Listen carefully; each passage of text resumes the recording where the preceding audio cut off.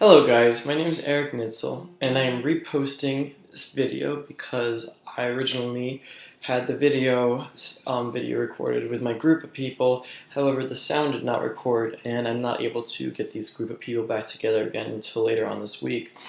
But I wanted to start discussing my health education plan, and I'm going to start in the beginning with just discussing and showing what I did during my health education plan by following through, just kind of giving you like a brief sample of my presentation.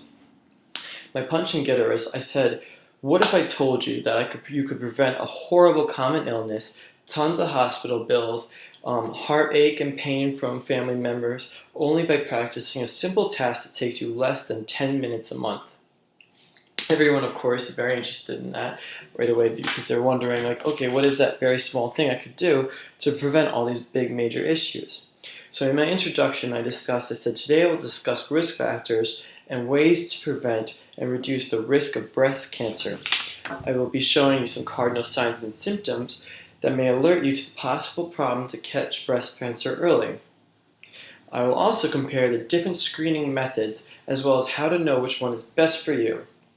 And last, I will explain the importance of careful monitoring for those who have recovered from breast cancer, because even though you've recovered, you're still at risk. Just some other things. So I started going through my content outline at that point. And the first thing I did was to describe to this group of women what are some of the risk factors. And I mainly tailored those risk factors in this intervention to those that were sitting down with me. So the first one was I asked them, just broadly, I said, how many of you guys have had a family member close to you, mother, grandmother, daughter, that have had breast cancer? And then I had them show a raise of hands, and I said to them, okay, so your first really big breast cancer risk factor is personal or family histories of breast cancer, which can increase your risk by 50%. Another one was dense breast tissue. Not everyone understood that, so I had to go on and elaborate onto that. I also discussed that drinking alcohol as little as 1 drink a day, because some of these women would, just from being around them, they would always say, oh, we're going to go home, we're going to get a glass of wine and whatnot. So I noticed a lot of them actually did that, and I wanted to show them that this was a risk factor for breast cancer.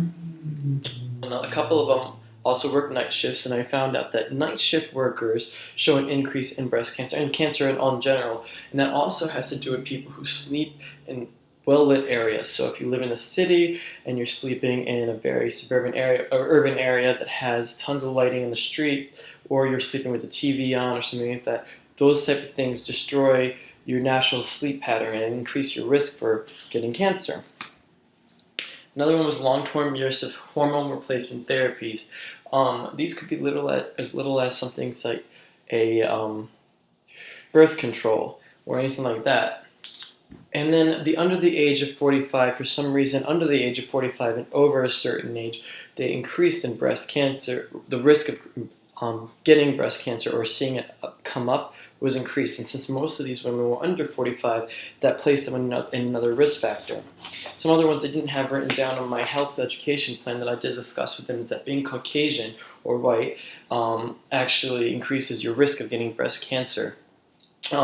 Another issue that they could have was smoking, which not a lot of them smoked, and lack of exercise, which wasn't a big risk factor for them because most of them were in this boot camp breast exercise class already, which I didn't discuss. My group that I was talking to was a women's boot camp class that met once in a while, or 3 times a week actually.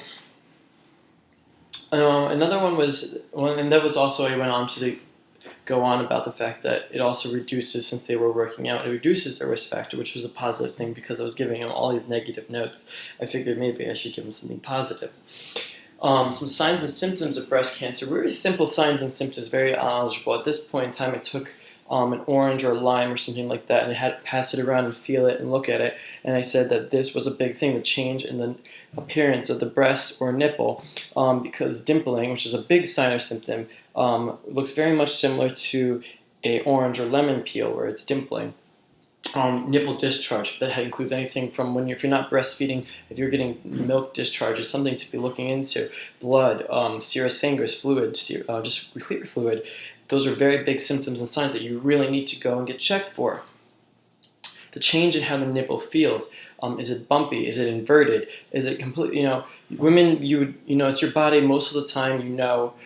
If your body is changing or if it's not natural to you. So those are just some of the cardinal signs and symptoms that you really need to know. Also discoloration of any sort or any lumps or bumps. And that also I discussed about how you could have to feel under the armpit because inside here you have nodes, that tail dispense nodes that could swell and you wouldn't think that they were associated with the breast, but it is.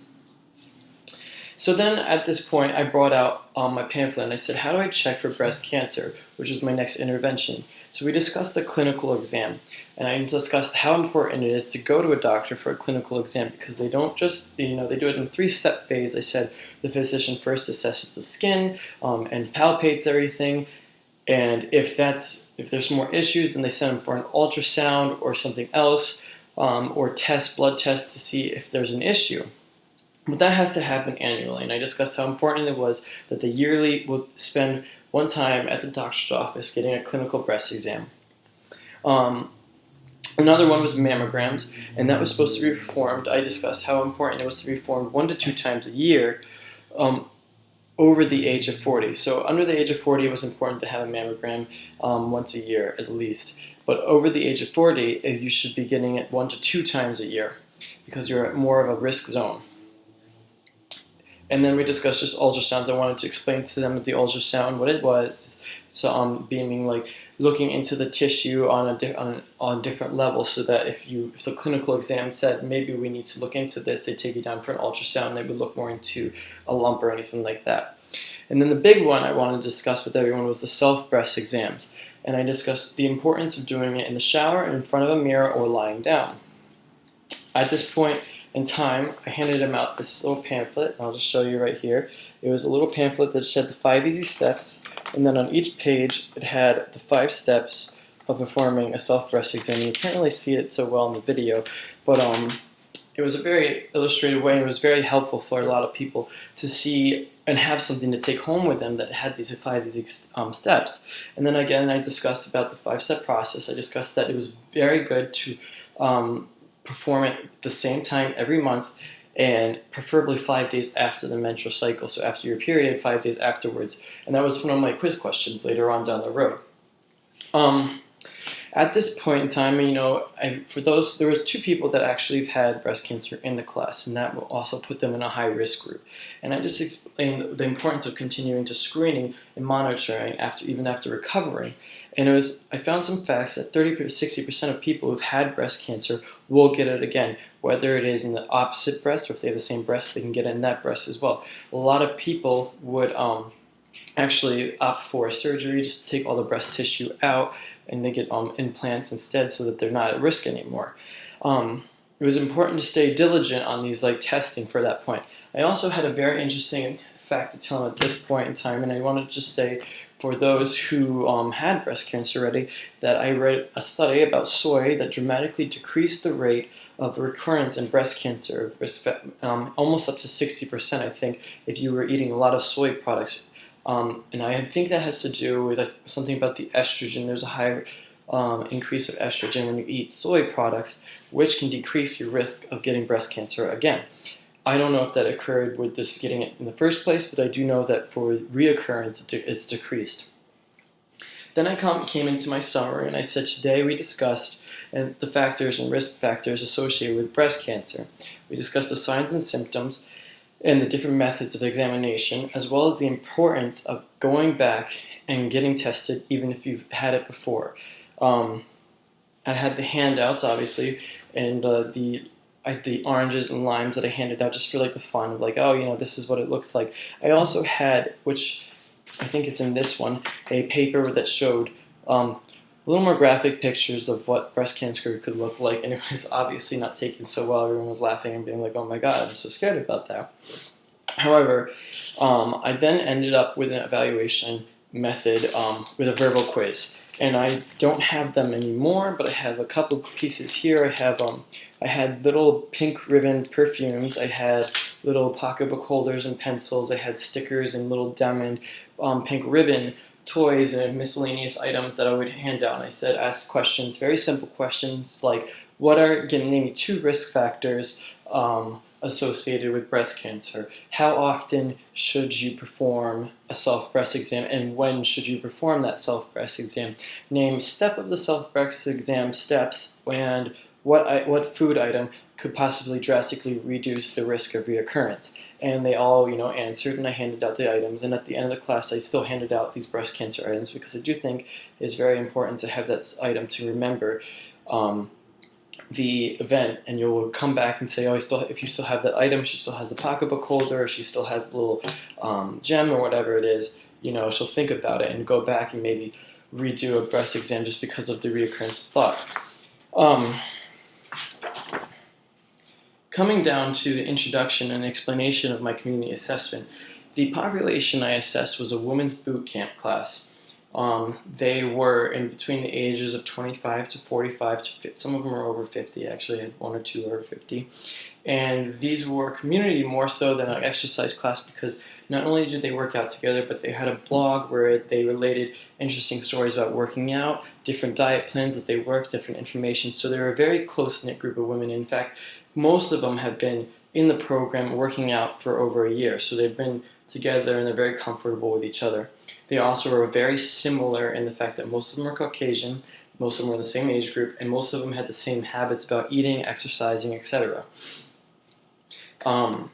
They had my nursing diagnosis that I came up with, and excuse me for 1 second as I move my papers around, was deficient community health related to the high risk of breast cancer. And that was just because they didn't all know that they had this risk factor. In fact, none of them really thought they were at risk for this until I had this discussion, which was really good that I had this discussion with them. In fact, I had two people in there that had very close family members that had died from it, and one of them, or two of them, who have had it themselves.